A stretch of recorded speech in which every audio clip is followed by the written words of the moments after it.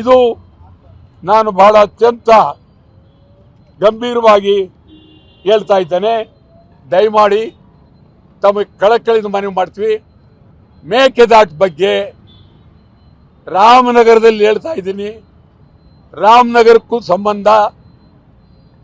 ಮೇಕೆದಾಟು ಆಗಲೇಬೇಕು ಅಂತೇಳಿ ತೀವ್ರವಾದಂಥ ಹೋರಾಟವನ್ನು ಕನ್ನಡ ಚಳವಳಿ ಪಕ್ಷ ಮಾಡ್ತೇವೆ.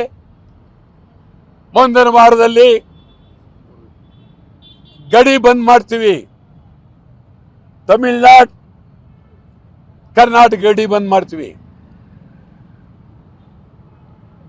ಮುಖ್ಯಮಂತ್ರಿ ವಿಜಯ್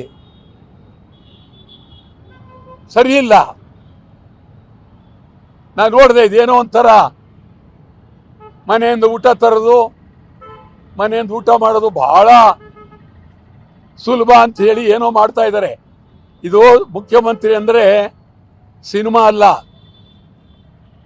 ಮುಖ್ಯಮಂತ್ರಿ ಅಂದರೆ ನೀವು ಮೊದಲು ನೀವು ಓಡಾಡೋ ಕಾರುಗಳು ನಿಲ್ಲಿಸಿ, 25 ಕಾರು ಮುಖ್ಯಮಂತ್ರಿ ಹಿಂದೆ ನಿಲ್ಲಿಸಿ. ನೀವು ವಿಜಯ್ ನೇರವಾಗಿ ಹೇಳ್ತಾ ಇದ್ದೀನಿ, ನಿಲ್ಲಿಸಿ ನೀವು ಅದನ್ನು ಬಿಟ್ಟು ಎಲ್ಲ ಬೇಕು. ಸುಮ್ಮನೆ ಮನೆಯಿಂದ ತೋರಿಕೆಗೆ ಊಟ ಇವೆಲ್ಲ ಬೇಡ.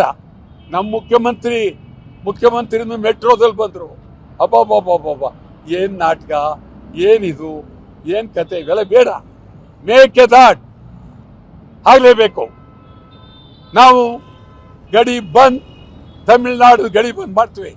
ಮತ್ತು ವಿಜಯ್ ಯಾವುದೇ ಸಿನಿಮಾಗಳು ಕರ್ನಾಟಕದಲ್ಲಿ ನಡಿಬಾರ್ದು. ಯಾವುದೇ ಸಿನಿಮಾವನ್ನು ಬಿಡೋದಿಲ್ಲ. ಕೂಡಲೇ ಮೇಕೆದಾಟು ಬಗ್ಗೆ ಗಂಭೀರವಾಗಿ ಸುಪ್ರೀಂ ಕೋರ್ಟ್ ಮೇಕೆದಾಟು ಬಗ್ಗೆ ಸಂಪೂರ್ಣ ಬೆಂಬಲ ಕೊಟ್ಟಿದ್ದಾರೆ. 2ನೇ ಸಾರಿನೂ ಅರ್ಜಿ ವಜಾ ಮಾಡಿದ್ದಾರೆ. ಪ್ರಧಾನಮಂತ್ರಿಯು ಗಂಭೀರವಾಗಿದ್ದಾರೆ.